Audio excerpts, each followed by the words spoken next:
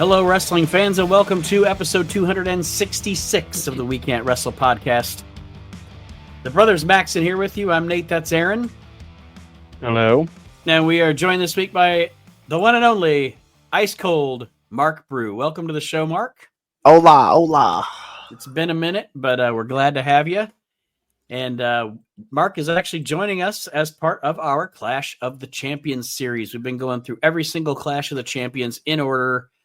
And we are at Clash of the Champions 20. We're talking September 2nd, 1992, Atlanta, Georgia, Center Stage Theater.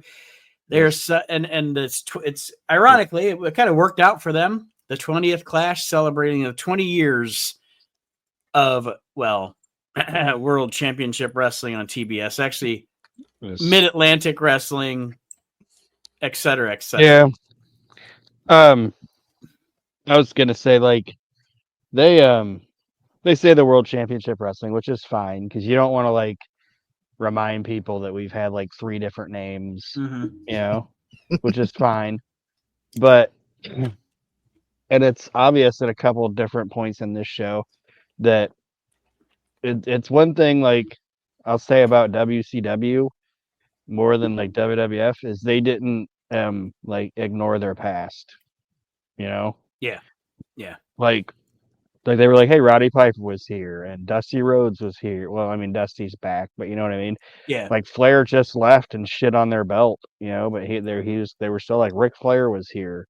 Mhm. WWF, you left, you were gone. You know what I mean? You didn't Like, exist. okay. You were never Yeah. here. We never Yeah, heard your name. They jump cut your ass on WrestleMania flashbacks and shit.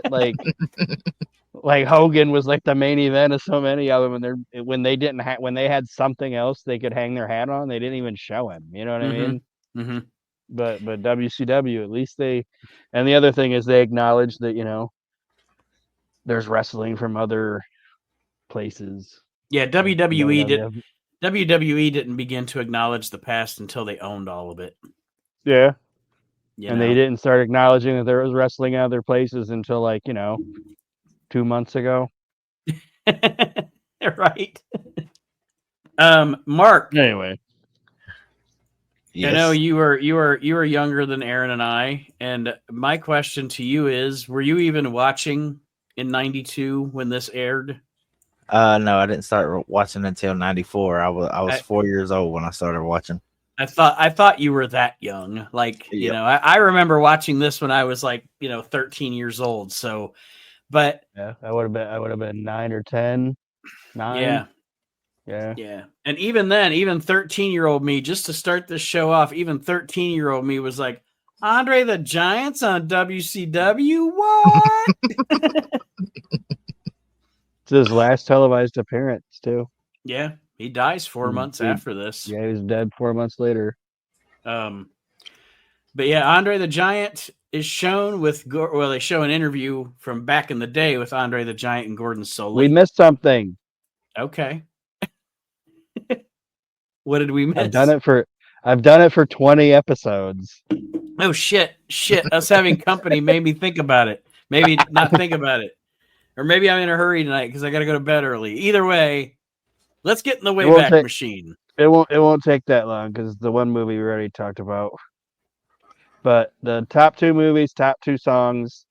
So we'll go movies first. Okay, the top 2 movies. The number 2 movie, Batman Returns. It dropped down to number 2 finally.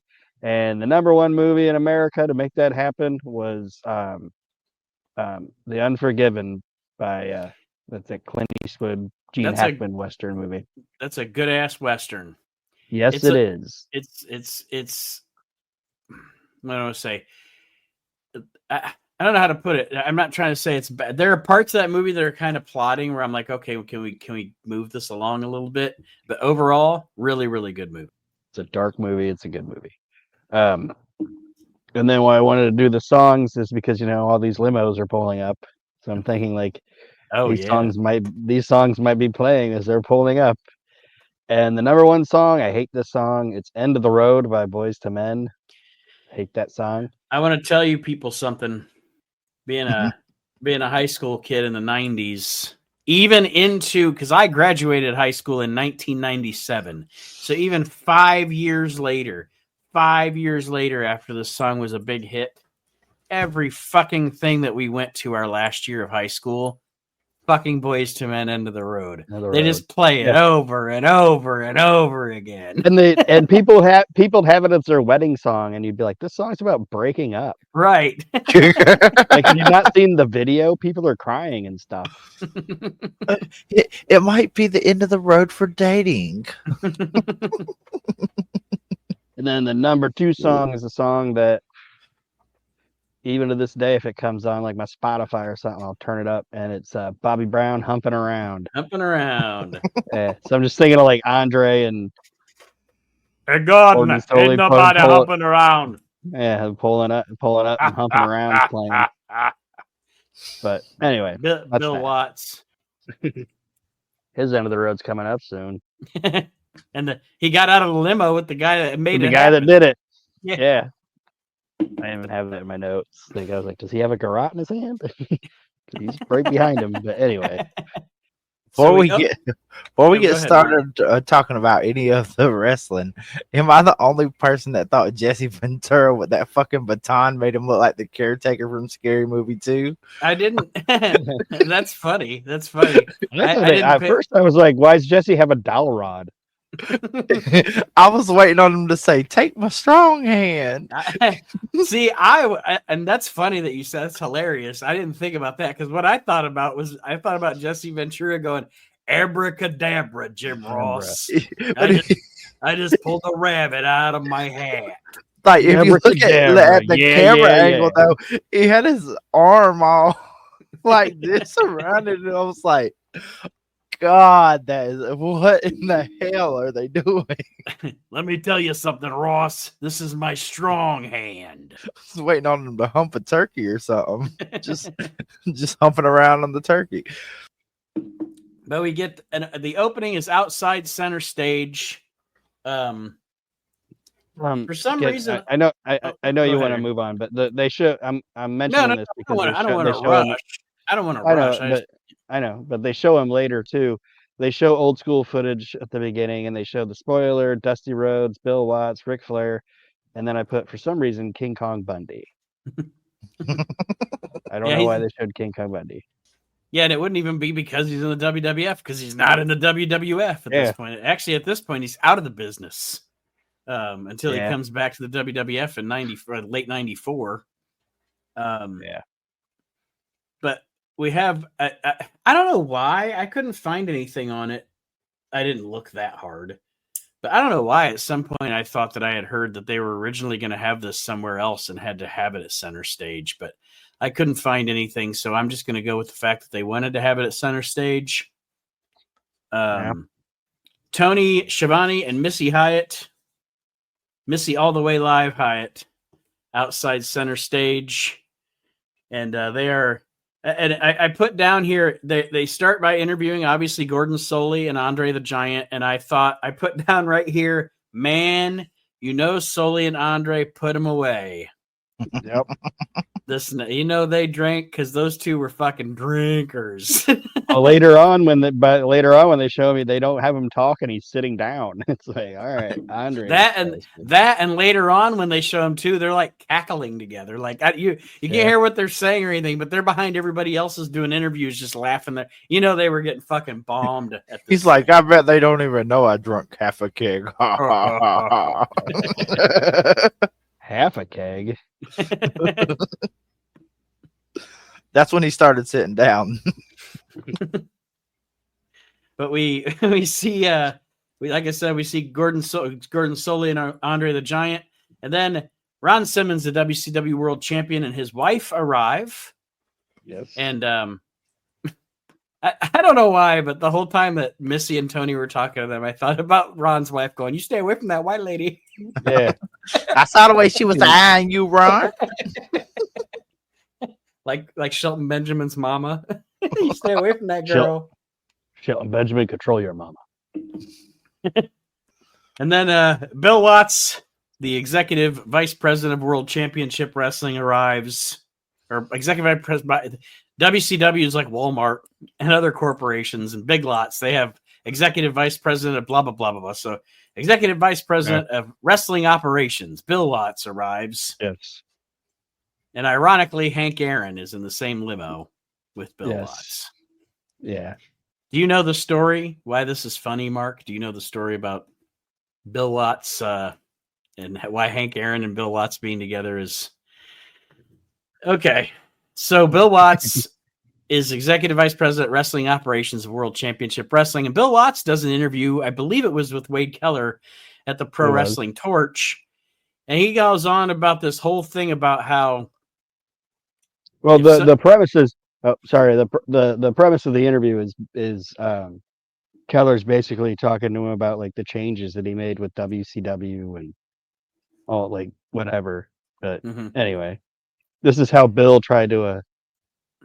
this is the analogy Bill used. I'll let Nate. No, go ahead, Aaron. Well, essentially what he said was like, you can run your business however you want to run your business. Doesn't matter what other people think. Like if the wrestling fan doesn't like it, that's fine. They can go somewhere else. And then basically says like, if I own a chicken restaurant and I don't want to sell chicken to black people, that's my choice.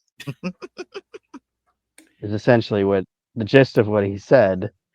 And Hank Aaron in Atlanta was like, Jesus, and Hank Aaron caught wind of it. And even though Hank Aaron had nothing to do with WCW, he was like, that guy's got to go. Yeah. Get him out of here. Yep. Hank Aaron was somewhere big up in Turner Sports or whatever at this point. So he was like, Ted, did you hear what this motherfucker said? I even colorized a few of them.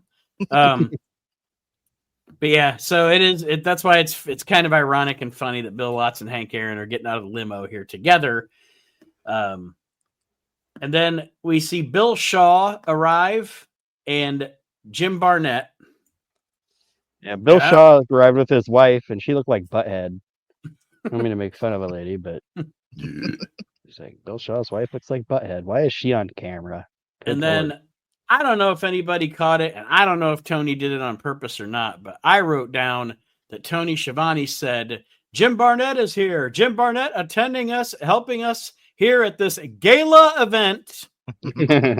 He very pronouncedly said gala, and I swear to God he did that on purpose. If he didn't, I'll take my comeuppance. But he said knowing Tony Schiavone how he is now, like that was real personality and everything. He did that shit on purpose. And then Bob Dew arrives, looking like your district manager. Yes, they got Bruno Sammartino with them. Bruno Sammartino, and I wrote down. I think it was a really actually very real reaction from Missy Hyatt meeting Bruno Sammartino. Being in awe of Bruno Sammartino. Yeah, she didn't do her Missy thing. She did, you know what I mean? She was like, I am a big fan of yours, sir. Like it was like I was like she went out of character for that. She was very like she wasn't like, oh, you're still so handsome and all. She was just like, I really want to meet you, sir. Thank very you reverent. Yeah. Thank you for everything you've done. Yeah. and Bruno fucking aged gracefully. Yeah. Yeah. I mean, like, if you look at the photos from him back in the day and then you look at him here, I mean, like it's not that big of a difference. Yeah,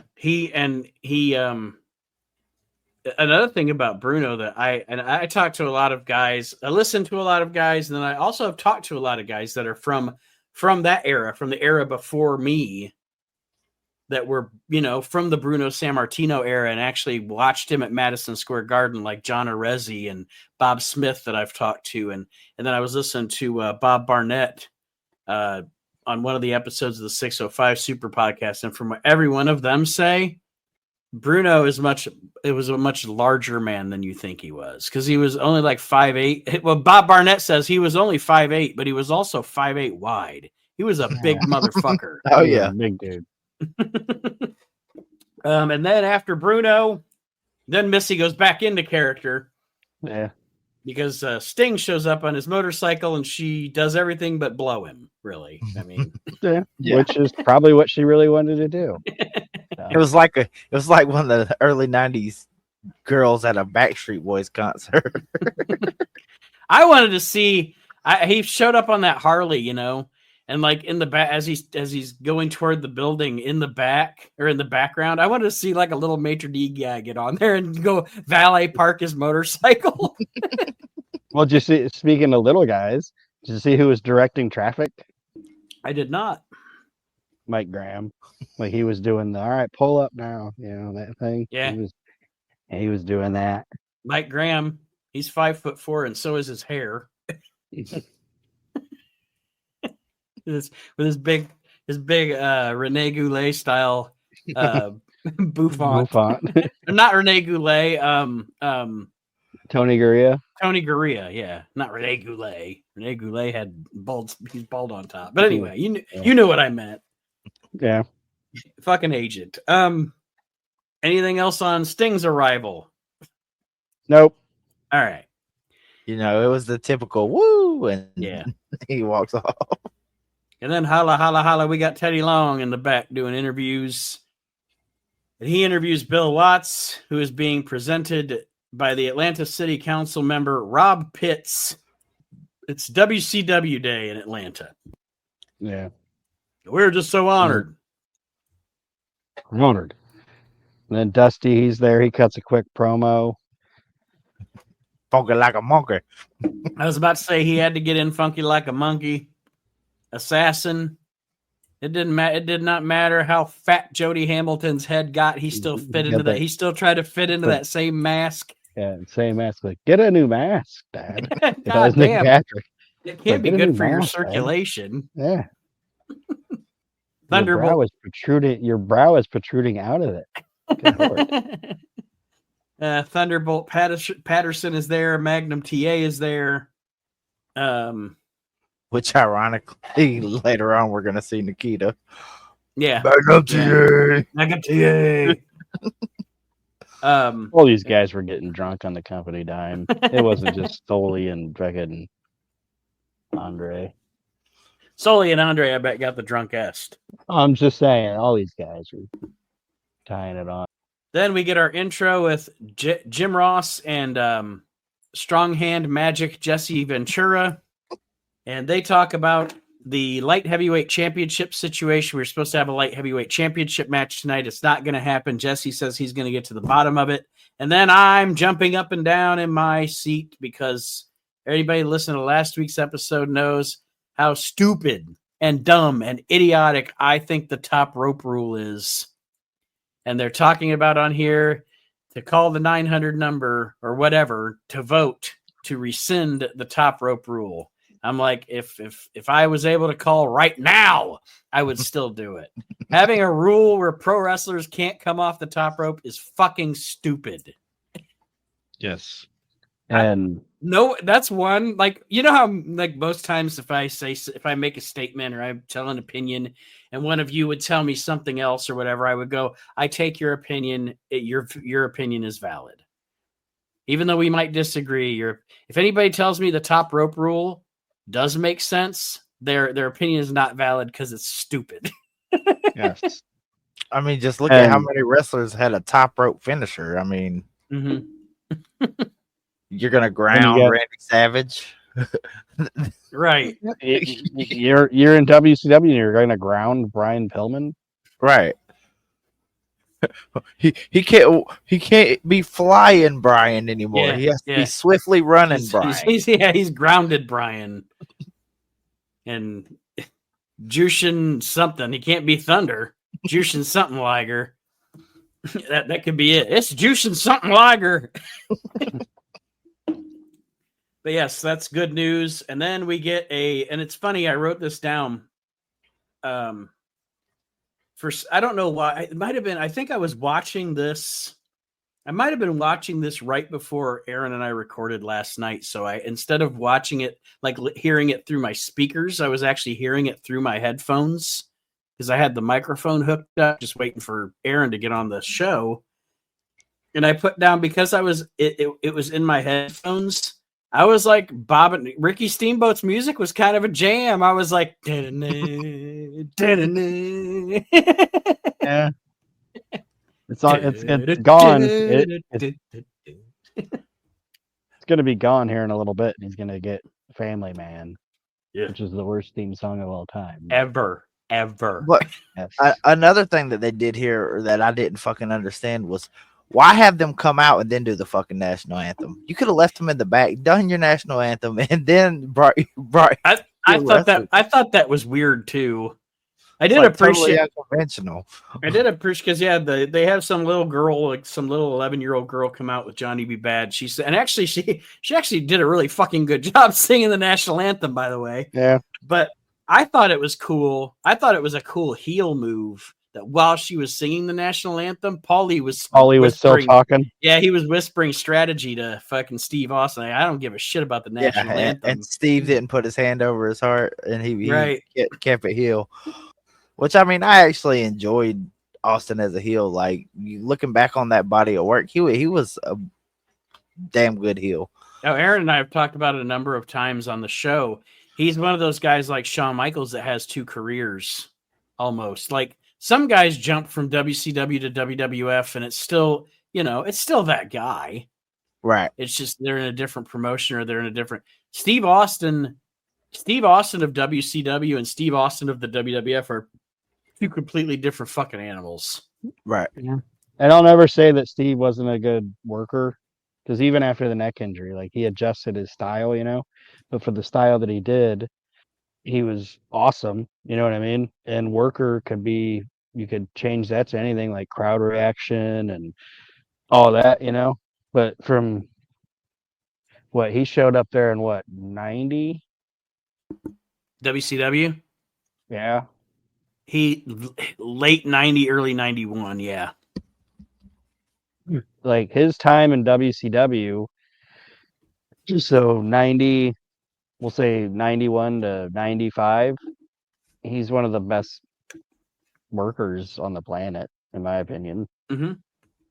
And him and Steamboat, they just have banger after banger from like 92 to 94. It's like these guys were like meant to work with each other. Yep, they are. They are definitely, like we were talking about. We were recording Reliving the Extreme last night, talking about like people's best opponents or what have you. The stunning Steve Austin in this era of Steve Austin's career, Steamboat is definitely his best opponent. Yeah. And this match is, like we said, Rick Steamboat versus Stunning Steve Austin for the WCW World Television Championship. And Gary Michael Capetta lets us know that this match is no disqualification, and Paulie will be locked inside the tiny steel cage. A tiny steel cage. Like, I have to say tiny steel cage. Like, what? I like how they played off the Battle of Atlanta there, though, by suspending him up. Mm-hmm. I mean, that's always a fun visual, but why'd you call it the tiny steel cage? I also wrote down Paul E. dangerously fit in this cage. I don't know if Paul Heyman would. Oh, and you wouldn't be able to lift it. Fucking PETA might come in. Why you got this walrus in the cage? Or OSHA. Breaking all kinds of laws. Never mind that leaning pallet over there. Never mind that leaning pallet over there. You got this thing. If you put today's Paul Heyman in that cage, there'd just be 6 guys with clipboards just writing shit down, handing out citations. We got a weight limit. We got a space limit. There's people walking underneath this thing. Yeah, I don't know. It's a hazard to have anybody walk underneath this. I don't know if that's the proper grade of steel for that weight. I just don't know. Yeah. But this match is really good. Really good match. And I love the finish. This is a very creative finish. I love the finish. I do too. And like I said, it was Steamboat selling his injury with his injured ribs, which Steamboat is one of the best sellers of all time, in my opinion. Mm-hmm. I don't have a lot of notes about the match because it's Steve Austin and Ricky Steamboat, and it was just a really good match. So I was like watching it. Yeah, I mean, it's basically what you want as a curtain jerk. You put your best foot forward with two of your good performers. And like I said, I like the finish. Austin creams Steamboat to the outside, but he goes down as well. And then Steamboat, in the meantime, while Austin's kind of distracted, crawls under the ring over to the other side of the ring. And then, so tricking Austin, making Austin think he's still on the ground. Austin looks, where the fuck is Steamboat? Steamboat's made it to the top rope because this is a no disqualification match, so they can use the top rope. And Steamboat hits a top rope high cross body, pins Austin, wins the title, gets the show off to a good start. You had a great match with a title change. The crowd's happy. Good beginning to this clash. Yes. And then we get a clip of everybody's favorite old man in his tighty whities, Mr. Wrestling number 2. What a nose! I don't know.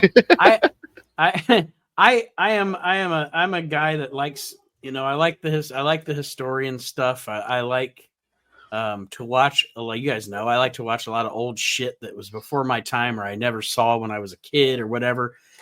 And I know that a lot of historians really like wrestling too. I just don't. I can't just say, yeah, because these historians all think he's great. I think he's great. I think he's, as far as historians go, I think he's overrated. I'm not a big fan of Mr. Wrestling. Anyway, I don't want to, that's in the weeds, but. And then Jim Ross and Jesse Ventura. Go ahead. Sorry. I was going to say, like. Did we lose Aaron? Huh? Oh, I couldn't hear what you were you talking? I couldn't hear you. Yeah, sorry. Can you hear me now? Yep. I was just going to say a lot of guys of that era do also have a lot of respect for Tim Woods because of what he did because of the plane crash and all. I think isn't Tim Woods is the original Mr. Wrestling. I don't think he's Mr. Wrestling 2. No, yeah, he is. Pretty sure. Go ahead, talk. Mr. Wrestling 2 is Johnny Walker. Oh, sorry. You made me doubt myself for a second. I had to look it up real quick, but Tim Woods. I don't know if I've seen a lot of Tim Woods. Okay, sorry. Oh, it's all good. Jim Ross and Jesse Ventura then tell us they want to take us on a trip down memory lane for all the great tag teams that have appeared on TBS. And I didn't compile a list of all the teams they showed, but like we said earlier, it was the Briscoes, the Freebirds, Road Warriors, and Rock and Roll Express. Okay. Well, like we said earlier, they were acknowledging other people that aren't there anymore, like the Road Warriors, who are currently in the WWF. Well, actually, the Road Warriors have just left the WWF at this point. And then we get a commercial for Halloween Havoc. Spin the wheel, make the deal. Spin the wheel, make the deal. Spin the wheel, with Cheatham the midget. Medusa. Other than her, it's pretty stupid. We'll get into that when they show us the whole goddamn thing at the end. And then there's something that Aaron and I were talking about last week. I forgot that it happened. It happened by this clash. But somebody had the great idea, and I say that great, I'm not being sarcastic. Somebody had the great idea to put together 3 of the best tag team wrestlers of all time as one unit. A Freebird, a Horseman, and a Midnight Express member. Michael Hayes is the mouthpiece for Arn Anderson and Bobby Eaton.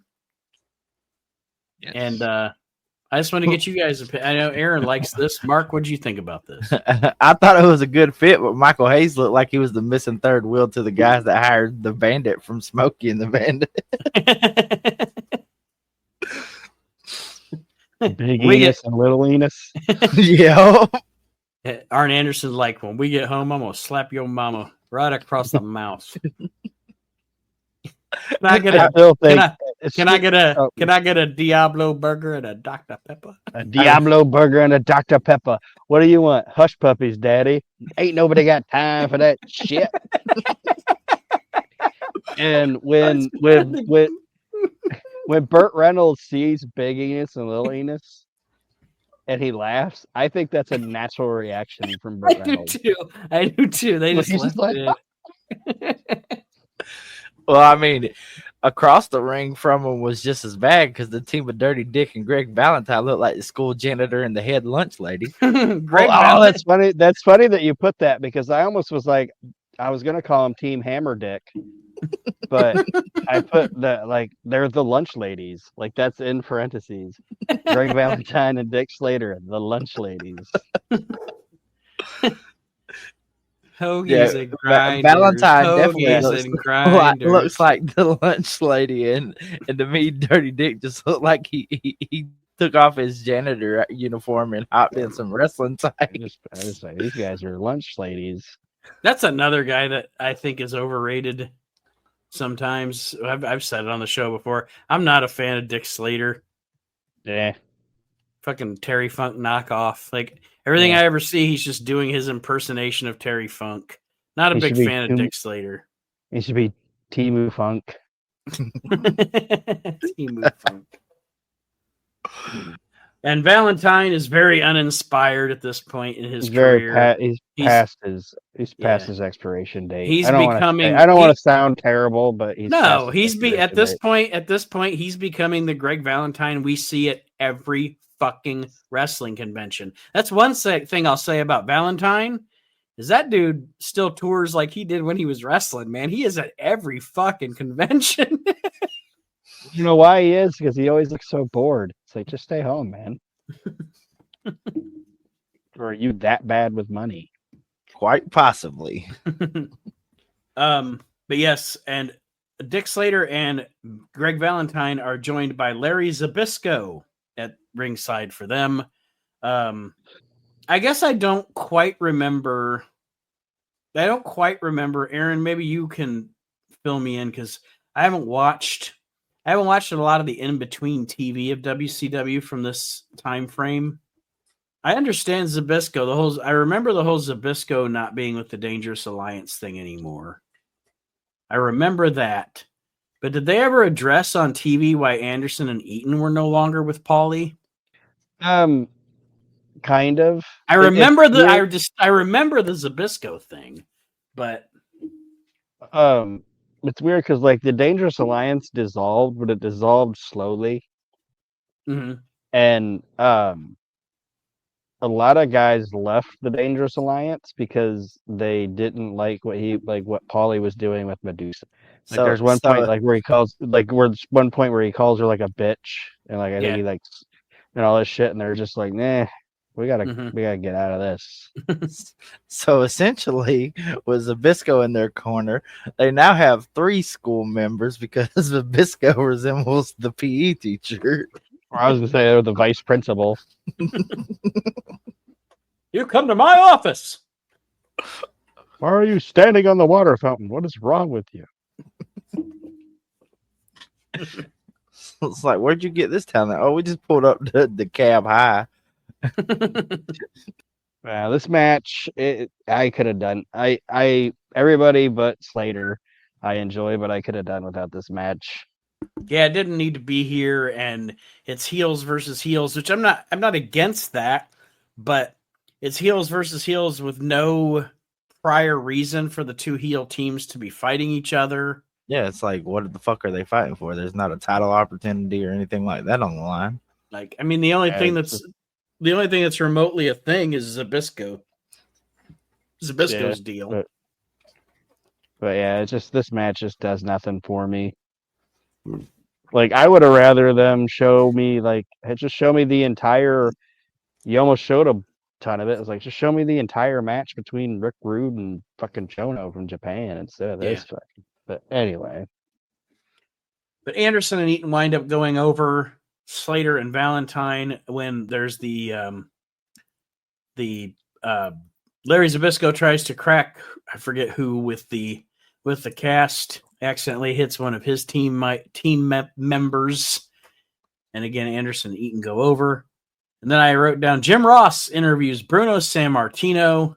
Who throws shade at the WWF. He sure the fuck, yeah. At this point, Bruno Sammartino fucking hates Vince McMahon. He's like, the wrestler that I'm used to, the other company. So for the past 10 years, let me just say that again for posterity. At this point in time, Bruno Sammartino fucking hates Vince McMahon. I don't know if anybody's ever hated Vince McMahon more than at this point. Bruno Sammartino fucking hates Vince McMahon. And I did write down, just for fun, just because it's funny, and we refer to it all the time on our shows.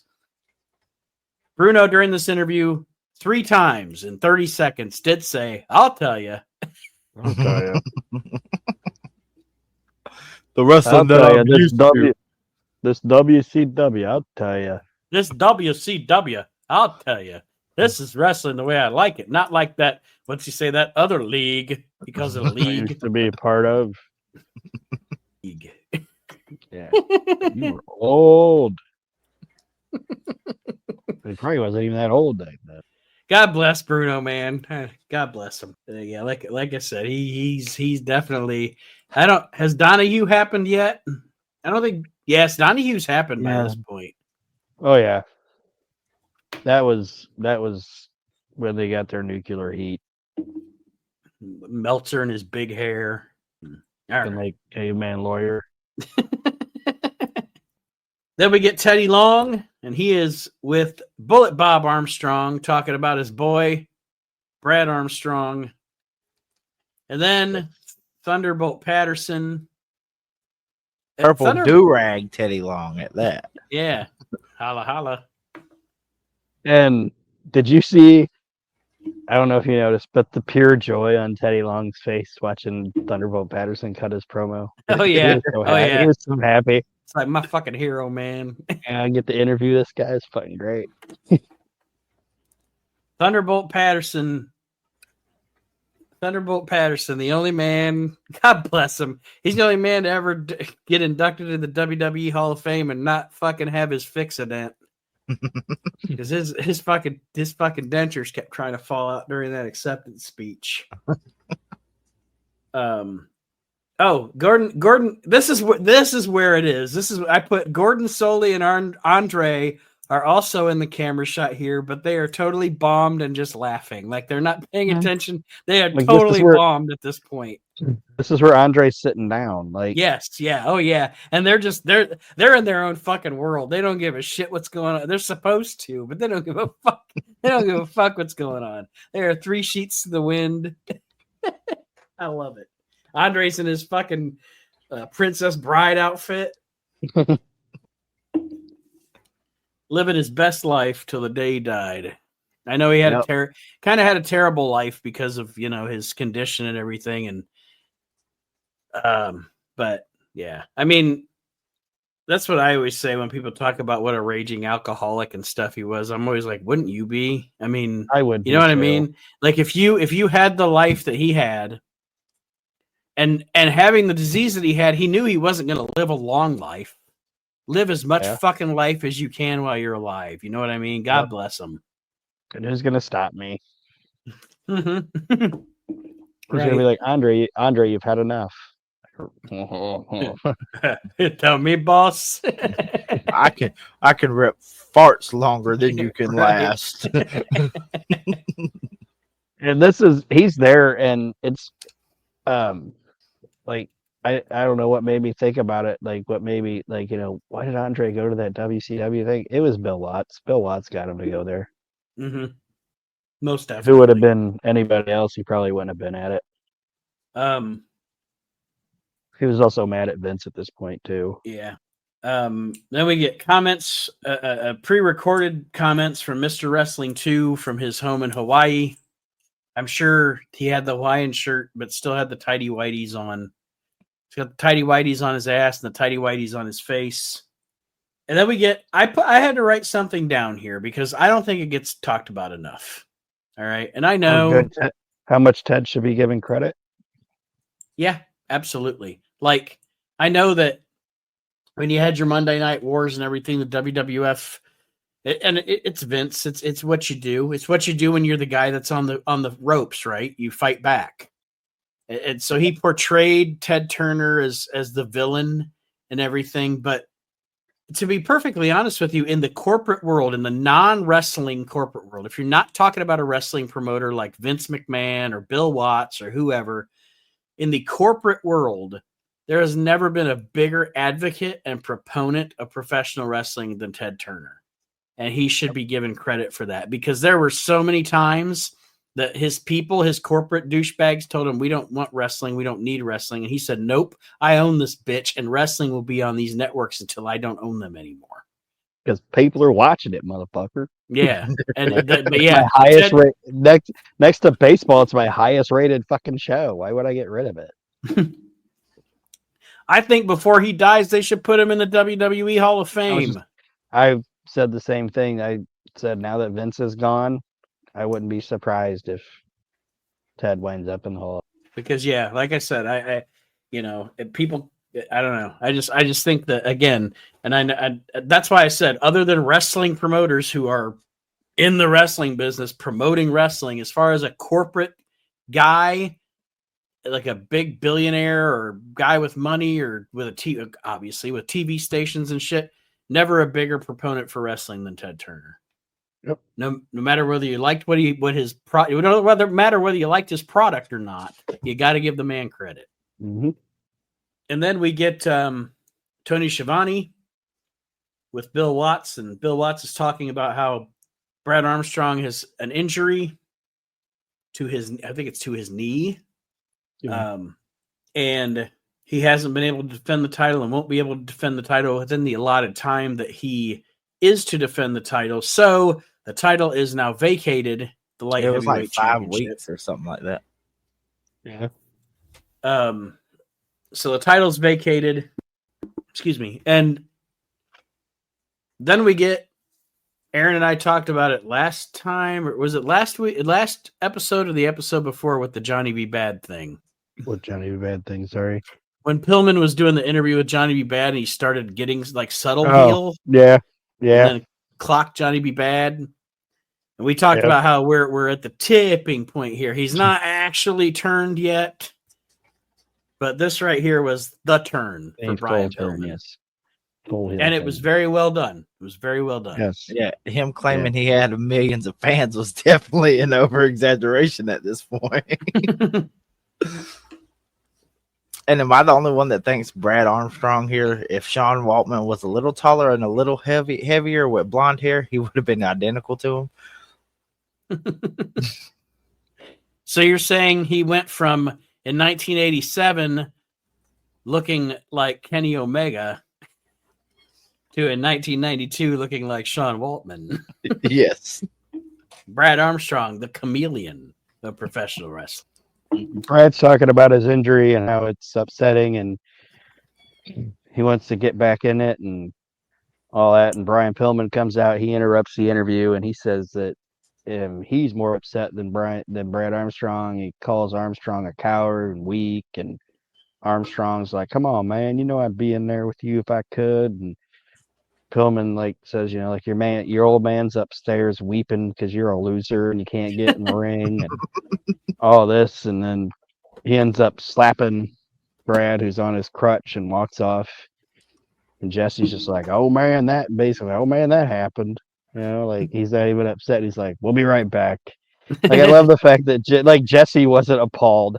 If that would have been Jim Ross or Tony, they would have been like, "Oh, come on, that's ridiculous." Oh, Jesse was like, who should have done that interview? Lance Russell. Imagine. Come on. Oh, come on. Come on. Oh, get him out of here. You tell him in Mexican just to get out of here. Get out of here. But I love the fact that Jesse was just since he's Jesse and he's the heel, he's just like, "All right, well, that happened." That happened. Sorry, kid. I get Brian's point. We'll be right back. Abracadabra. Off the commercial. And then they show us a look at all the single stars that have competed, or a bunch of single stars that have competed on TBS over the past 20 years. I got that list if you want it. Have at. In this order. In this order, it's Dusty Rhodes, Stan Hansen, Ronnie Garvin, Tony Atlas, Magnum TA, Buzz Sawyer, Mr. Wrestling 2, The Great Kabuki, Ted DiBiase, Bill Watts, Wahoo McDaniel, the Masked Superstar, Boogie Woogie Man, King Kong Bundy once again, the Spoiler, the Iron Sheik, Tully Blanchard, Ric Flair, Terry Funk, Wildfire Tommy Rich, and then Roddy Piper. Somebody say something about getting fired up. Fired up.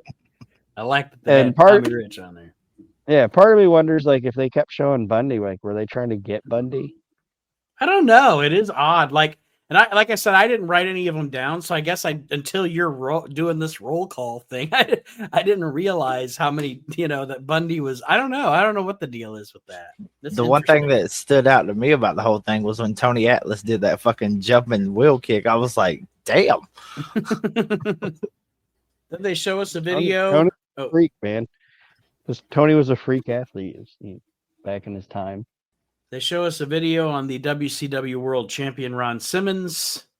And then the match that we have coming up is Cactus Jack versus Ron Simmons. I'm all in for that.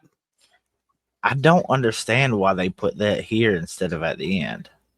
I think good. I think it goes to the fact that, and I have said this for a long time. I know I've said on the show at some point when we discussed it. I think that for all intents and purposes, they put the championship on. It was kind of like the first time WWF put the title on Brett.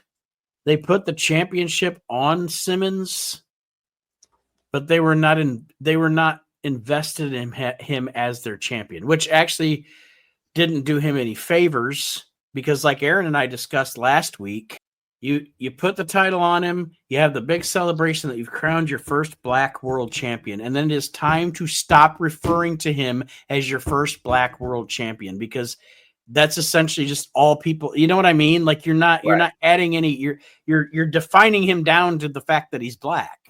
Right. It also doesn't help that you're like, this is our first African American black world champion, whatever you want to call it. But now he's still second player to the white guy. Yeah.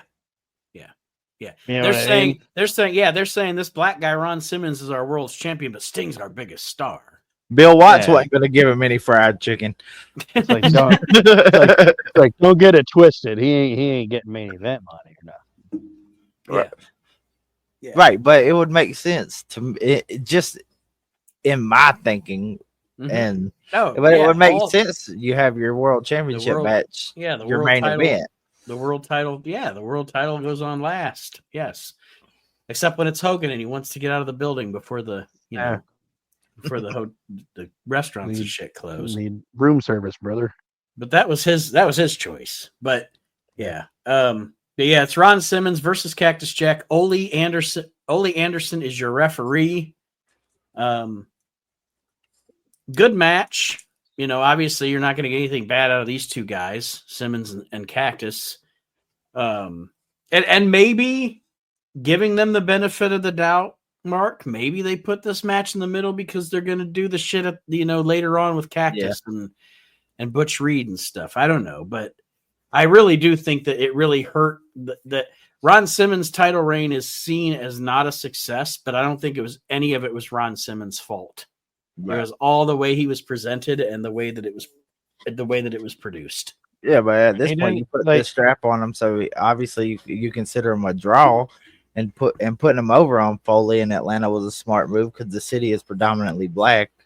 You know what I'm saying? So I mean that they had that much sense, but he didn't even main event his first pay-per-view as champion. Nope. Because at Halloween Havoc he fights Barbarian. Yeah. Which, I mean, I like Barbarian, but let's be honest, that's not a marquee match. No. And like Aaron said, then Sting and Roberts go on last, don't they? Yeah. Yeah. So yeah, he was put in an impossible position by the people that were producing the show, pretty much. Right. Ron Simmons does win this match against Cactus Jack, retains the WCW championship. Then we get Jim Ross and Jesse Ventura discussing the NWA championship finals in Tokyo, in which Masahiro Chono defeated Rick Rude in the finals and what they show of the match is really fucking good. Yes. And it's one of those things where I'm talking about, like, they'll acknowledge that shit happens elsewhere. I mean, I know they're part of the NWA or whatever, but like when you're a kid, like, we do it now, but like, and I'm sure if we would have been older back then, we would have done tape trading and this, that, and the other thing. But like when you're fucking 9 and 13, you don't have access to tape trading. Right. You know what I mean? So this little bit of something when you're a kid, you're like, what the fuck is this? And our mom wasn't buying us pay-per-views. She definitely wasn't going to let us. She definitely wasn't going to let her underage boys correspond with middle-aged men and buy pro wrestling tapes. No, she was just gonna take you to Blockbuster at Walmart. Now, to her credit, whenever it come out. To her credit, she did let us rent our wrestling tapes. She did we were allowed to rent we were allowed to rent a movie, a wrestling event, and a video game every Friday. So she did let us rent. We had to agree on the video game now. You both don't get one. You got to pick one. It's got to be a 2-player one because I don't want to hear you two bitching. And for a longest time, it was that fucking Tecmo Wrestling. Yeah. Oh, right in the target. Right in the target. And then we get a Rick Rude promo talking about Masahiro Chono, and I love Rick Rude. I don't know why, but Rick Rude with his still kind of sort of leftover Minnesota accent saying Chono. I can't even do it. Chono. But I love it. I'm gonna get you in the ring. Second verse, same as the second verse, same as the first, except this time it's gonna be bad for you. Yeah. See you later. You know that fucking little crowd in Japan went nuts for that shit. Though. Yeah, absolutely. And I know what we saw of the match. I don't know if I've ever watched that match, to be honest with you. I'm gonna have to look it up. And if I did, I don't remember. But I don't ever know if I've ever watched the whole match. But from what we saw of it, the rest of it was just as good. Right. Yeah. And Masahiro Chono, other than Muda, was the Japanese guy at that time that worked best over here with like these guys. You know what I mean? Yeah. Let's see. And then Jim Ross does an interview with Cactus Jack and the Barbarian. Now, I have to say, for as short-lived as it was, I love this little threesome here. Butch Reed, Cactus Jack, and the Barbarian. Yeah. Sometimes I like, I don't want to say odd, but just like off-the-wall pairings where you're just like, we got these three guys, and we're going to put them together. They have a common enemy. It's funny you said odd because literally my note on this was Butch Reed was kind of the odd man out here. Yeah, and really, like one of these doesn't belong. And Reed doesn't last very long, which he never did. Never lasted long anywhere. Because they wind up, I think, ultimately replacing him with Tony Atlas. Yeah. Tony Atlas comes in with the heel IWCCW Tony Atlas look, which was cool. Oh, I actually, I've said this a couple of times to a couple of people. Like, one of my favorite things in wrestling. I mean, it's not one of my top 10 favorite things, but if I was just gonna say one of my top 50 favorite things in wrestling, I love heel Tony Atlas in IWCCW. I just do. He's great. He's fucking great, man. So good. He's like, listen, I'm the champion. I'm the champion. But anyway, yeah, they cut a promo. Cactus and like Tony Atlas. His opponent's like, Tony Atlas tonight. You're gonna taste defeat. I'm like, oh, okay. I'm down. I'm into that shit. Bring it on. You mean I get to taste defeat and I'm a champion? I'm a champion. Winner, chicken dinner. And Bill Watts like, not on my watch, buddy. Now, if my restaurant, it might not happen, Tony. All right, let me finish here. Shit. Cactus and Barbarian. Winner, but you got to get the fish dinner, bitch. Anyway, go ahead. You might as well consider it Lent. Cactus and Barbarian, Cactus Jack talking shit about Ron Simmons, and he says, we have somebody that knows more about Ron Simmons than anybody knows, and they introduced Butch Reed. It's funny though, sorry, because speaking of another guy that didn't stay somewhere very long, Cactus Jack was like, I told Danny Spivey, go ahead and stay home. I got another guy. It's like, you mean Danny Spivey said, fuck this and quit. I'm just gonna go fishing. Right. I just saw speaking. Sometimes we're like when we talk about people talk about somebody went to the WWF and they were better not when they were in the WWF. Like we always use the Bushwhackers as an example, Aaron. When they go to contracts or when they go to autograph signings and shit, are they the sheep herders? Nope. They're the Bushwhackers. They're the Bushwhackers. I just saw that you said Danny Spivey. I just saw that Danny Spivey changed his Facebook profile today.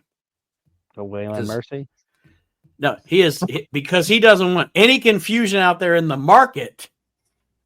His Facebook profile is now the real Waylon Mercy. He knows. Yeah. Autographs are going to be signed by Waylon Mercy's hand. Anyway, so our next match is Butch Reed and the Barbarian against Dustin Rhodes and Barry Windham. Any notes on this match, guys? Any specific notes? Dustin Rhodes and Barry Windham look like they'll be playing pool and drinking PBR at the local dive bar. Well, it will be after this show. And I mean, I got a lot of respect for Barbarian. I even gave him my chair at a show here in Georgia whenever he needed one to sit at and do his little meet and greet stuff. But when I was a kid, I was in awe of him, and I really enjoyed the tag team with him and Ming. But that don't got shit to do with this right here. But Nate knows this. Barb's one of my favorite wrestlers. Mm-hmm. You know what I mean? There's those wrestlers that aren't. I don't want to say Barb's not a huge star or anything, but nobody's ever gonna look at you and be like, "Oh, Barbarian." But to me, that dude was my jam, and like you said, the Faces of Fear, fucking awesome goddamn tag team. Oh yeah, and I dig me some Barbarian.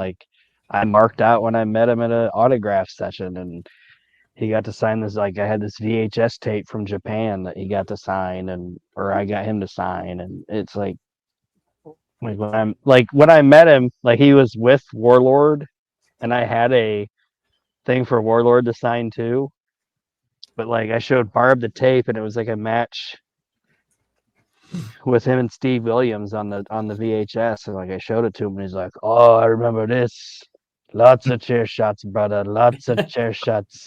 And Warlord's like, "What are you talking about?" And he's like, Doc, badass, And I had Warlord's figure, and Warlord was like, "You want me to sign?" I'm like, "Yeah, sure, here." And I just kind of handed it to him.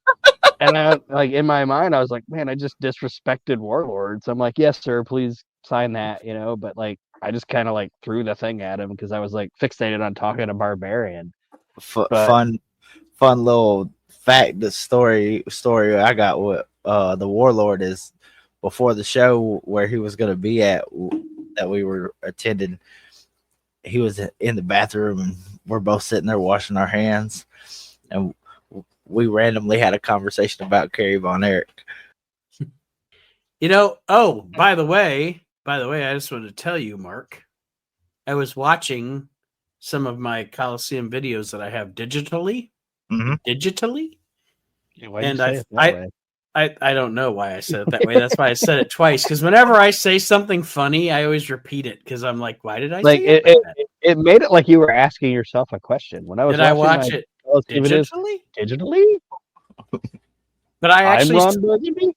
I actually watched that video. I watched that video, and when that Warlord Kerry Von Erich match came on, I was like, "Hey, this is Mark Brew's first memory of pro wrestling." And I didn't even realize, I was watching the tape, but I didn't even realize that match was on that tape. Right. And then I saw that match, I was like, "Look at that, Mark Brew's first wrestling memory." But like, and everybody knows, Aaron knows, I'm like the world's me and Batista are like the world's biggest Warlord fans. Yeah. I love the fucking Warlord. We're talking about Barbarian, and it translates because I also love Barbarian. So not only am I one of the world's biggest Warlord fans, I'm also one of the biggest fans of the tag team, the Powers of Pain. Fucking love those dudes as a tag team. Oh, yeah. And like Aaron said, getting to meet them was great, and watch them cut up, and they're actually really funny. And yeah, they're great dudes. And I think Barb doesn't get enough credit for being as good as he was. Yeah, if they had like and I think it's because babyface, they definitely put Barb in there with them. Yeah, and I think it's because when he was in WWF at that point, like where like the majority of what people would understand about it or remember about his career, they didn't want him having those kind of matches. Mm-hmm. Right. You know what I mean? Like every once in a while, you could have like a good one with like Tito or something, but for the most part, they just wanted him slamming Coco to the mat and pinning him 1, 2, 3. It wasn't like he had a bigger career, obviously, and was more known in the WWF, but Barb had a better in-ring run in WCW. Listen, he did. But I'm just to I know we're in the weeds about Barbarian, but just two matches, okay. I know that a lot of times he was primarily a single or a tag team wrestler, but two matches that I always reference as singles matches are. It aired on a prime time. I don't remember if it was on a Coliseum video or not. Bret Hart versus Barbarian for the Intercontinental title. Amazing. And then Barbarian and Boss Man from that Royal Rumble. Yeah. Good ass fucking man. Like Barbarian could fucking go, man. No doubt about it. No doubt. Tonga John fucking rocked. That was his name in World Class. Tonga John. And in this match, sorry. I was just going to say, in this match, Barbarian and Butch Reed versus Dustin and Barry, Barbarian ends up hitting the big boot. It's not a bad match. Barbarian ends up hitting the big boot on Barry Windham and getting the 1, 2, 3. And if I remember correctly, if my timeline is right, this win by Barbarian and Rhodes, doesn't it kind of start the cycle into Windham turning on Dustin later? Yeah. Doesn't he turns on Dustin later on, I'm pretty sure. Oh yeah, he does. They turn, or he turns, yeah. But nobody lost anything really in this match. It was a good match, and when I first saw that Reed and Barbarian were wrestling Dustin and Barry, I hadn't watched this clash in a long time. And I was like, man, they didn't like job Reed out on his first appearance, did they? But they did not. They did the right thing. They gave the heels a good win because Barbarian's going into the pay-per-view to face Ron Simmons, and Butch Reed just got here. And they let him beat two big baby faces. They didn't just wrestle fucking State Highway Patrol or whatever. They went over some big names. Dwayne Bruce. The Sarge. Let me see here. After this, Jim Ross just kind of recaps what just happened with the heels, talking about the champ Ron Simmons. We get a recap video that shows us all of the lead up to our main event that is coming up, an 8-man elimination match. It is Rick Rude, Jake Roberts, Big Van Vader, and Panty on his head, Super Invader. Yeah. Against Sting, Nikita Koloff, and the Steiner brothers. Now, Panty on his head is Hercules Hernandez, who is awesome. So my point here is everybody in this match is awesome. Yes. And what I was going to say is kind of like what we kind of said about Barbarian. I was going to talk about Hercules because Hercules is another one of my Yeah, I low like key Power and favorite Glory. guys, Sure. and I thought it was so stupid that he was Super Invader. Yeah, I fucking hate it. I hate it. Like, why would you do that? It's like not only do you have me in this mask, but I can't even breathe in this fucking thing. You couldn't spring for spandex, motherfucker. I don't Yeah. have a. I was bad. I was bad when I was watching this match because I didn't take accurate notes. Well, I kind of did, but That's good because I didn't. well, I mean, hold on, The only give me a minute there. only note I really took is that they put Sting in an impossible win situation. Yeah, and I mean, to be honest, the point of the whole thing was to get the that's Bill Watts, man. Heel heat. He's one of those guys where heel heat is very important in his booking, and I don't disagree with that. Heel heat is very important. Yeah. Sorry, guys. I got a message that I had to answer back to. No Yeah. problem. But The yeah, match itself, the match itself is an 8-man tag team elimination match, and Nate went over the guys that were in it, and everybody in it is good. I know Nate doesn't like Nikita, but I said last week. I always like to clarify. I don't hate Nikita Koloff. I'm just not a big fan. okay. Well, everybody in the match is good. I thought the video was cool to show like why all these guys are teaming up and the situations going on. Like that's one thing I think WCW as a whole didn't do enough of sometimes, like doing like recap videos and whatever. But the yeah, I just flushed the toilet. You're welcome. But the match itself, it was uh, I didn't enjoy it. I was like, oh man, these 8 guys, they're gonna rock it, and I did not enjoy the match. I thought it was clunky, and I'm gonna read to you guys some of the eliminations because, like I said, Nate, well, not like I said, Nate said he didn't take a lot of notes, but before I get into that, I wanted to ask you guys a question, and I was going to ask Nate a question, and I didn't know Mark was going to be on here, so I was going to say I'll ask both of you guys. Is and of all the things Bill Watts did in WCW, okay, with like the taking away the mats and on the floor and the off the top rope banning and all that, I think allowing his personal feelings to botch Jake Roberts in WCW was his biggest mistake. Yeah, big mistake. Big mistake. Because at this point, like, He shows up in August and he's out in October. not just that, but man, okay, so Jake, they coming off of leaving the WWF, coming off of that insanely awesome heel run against Randy Savage, to not capitalize on that and not use Jake to the best of his abilities is stupid. Yes. And not even just to the best of his abilities as a star, just the best of his abilities as a mind. Like, you could have had Dusty Rhodes, Bill Watts, and Jake Roberts. Yeah. Okay, there's our creative team. Right. You know what I mean? Like, we don't need anybody else. And they fucked it all up, and Bill fucked it up because he didn't like the guy.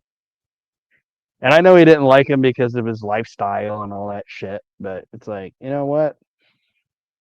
They like at that point, I think that like Flair going over the WWF, that was the biggest jump of like the 80s, early 90s, Yeah. But they could have done Jake could have been the same way for WCW. You know Oh, what no I mean? doubt. No doubt. And like I said, demons be damned. Heel Jake Roberts in this era was so over and so good. Yeah. I think Bill Watts fucked it up because of personal feelings. Yeah, we are in total agreement about that for sure. Yeah. What do you think, Mark? Yeah, and to me, the early 90s had a lot of these, 6-man tags, 8-man tags, and done right, it could definitely be something, that intrigues your viewership. But to me, this wasn't well executed. And at that point in time, two bots Jake, like you had gold in your fucking hand and you dropped it. Yep. Like you hit your pay dirt, you know what I'm saying? And you just like okay, I don't need this. Because from everything I understand, Jake signed that contract right before Bill showed up. No, he didn't sign a contract. He didn't sign a contract. He got the offer. And then when he in the intermediate time between the time he got the offer and left the WWF, Bill became the man. And then when they went to sign the contract, Bill said, "Oh no, that's not the contract. Yeah, you're not worth that much or whatever," and fucking crumpled it up. So yeah, it's like I don't know. It was a dumb decision, in my opinion. Dumb decision from a smart guy. Yeah. Especially being the seasoned booker like that. It's like, how do you fuck this up? So in this match, Nikita's the first one eliminated by Jake Roberts. After Rick Rude hits Nikita from behind. Sting then eliminates Pantyhead. And then we get kind of I don't want to say slow down, but in any kind of like elimination match like this, they even do it in Survivor Series. There'll be two guys that kind of, eat up some of the time in the match. Yeah. And it's Rick Steiner and Vader. And it's like watching those two guys go, it's like I want to see more of this. Like I was happy that Rick Steiner and Vader were kind of picked to be the one-on-one match of the workhorse. Yeah, the workhorse part of the match. Yeah. So I enjoyed it. And I understand why they did it, because you don't want to put Rick Rude in there with Nikita too long because they're feuding, So if you're going to have them at a pay-per-view, you don't want to put like an entire 10 minutes of them on TV. You don't want to put Jake and Sting in there too long.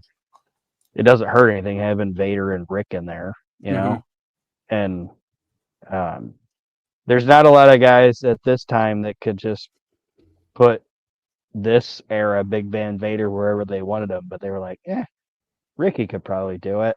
And Rick Steiner was just putting Vader wherever he wanted to put him. And so I enjoyed watching those guys work. There is one botch when Rick tried to pick up Vader and he couldn't do it, but Scotty still hit the clothesline off the top rope.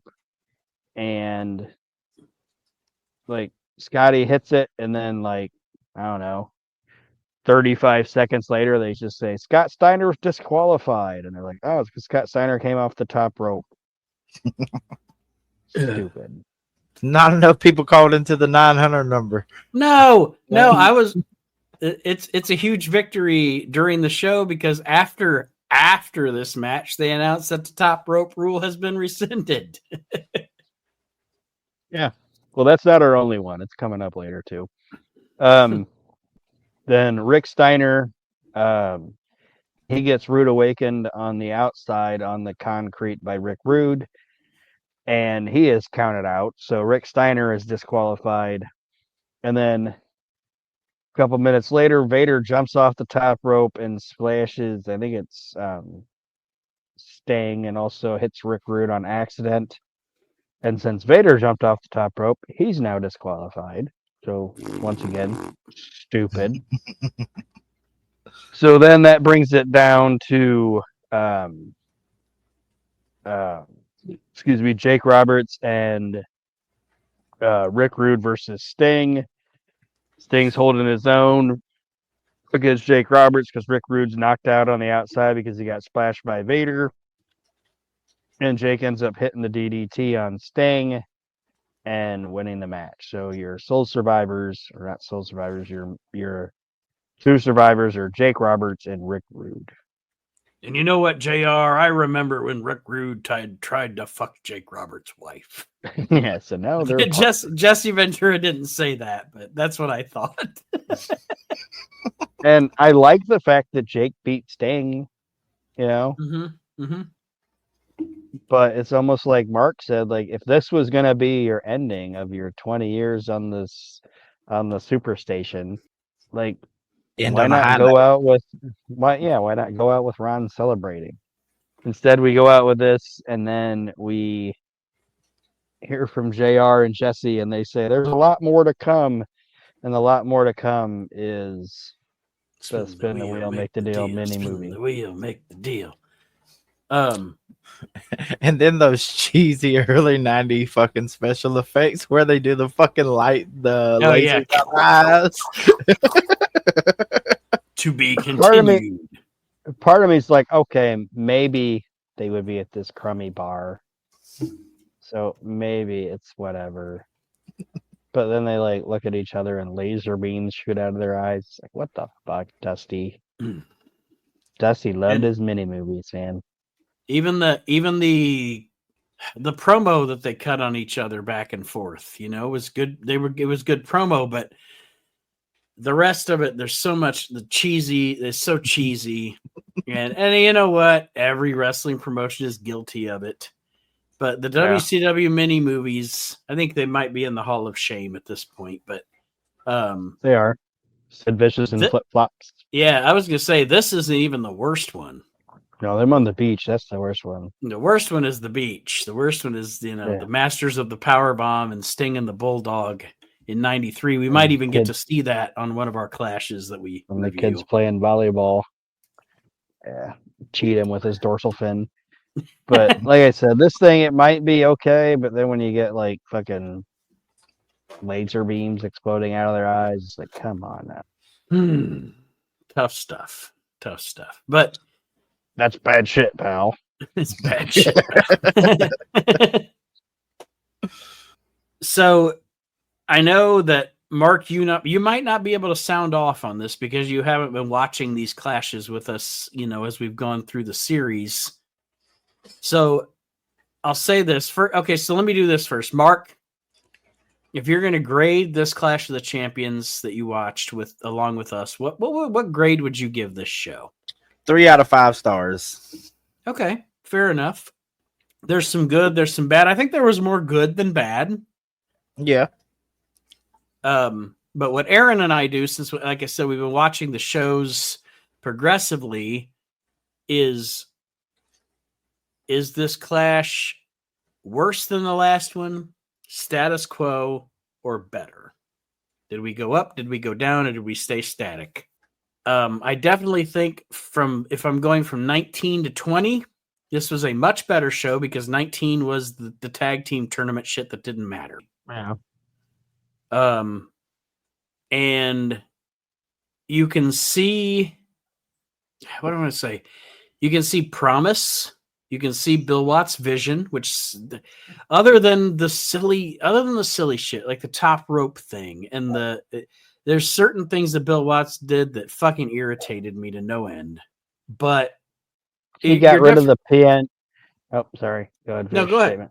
No, go ahead, Aaron. I was going to say Bill Watts came in and he got rid of the PN News and the Gork Foundation and the fucking juicer and you know what I mean? Yeah. He said we aren't WWF. He was the first guy to be like, we're not going to compete with I shouldn't say the first guy. He's the first guy since Turner bought JCP that was like, we're not going to compete with. You can't compete with. We'll make an alternative. And he tried. And to be honest, I always say about the Bill Watts run, we really don't know whether or not it would have succeeded or not because he got in his own way and didn't get to stick around long enough, honestly.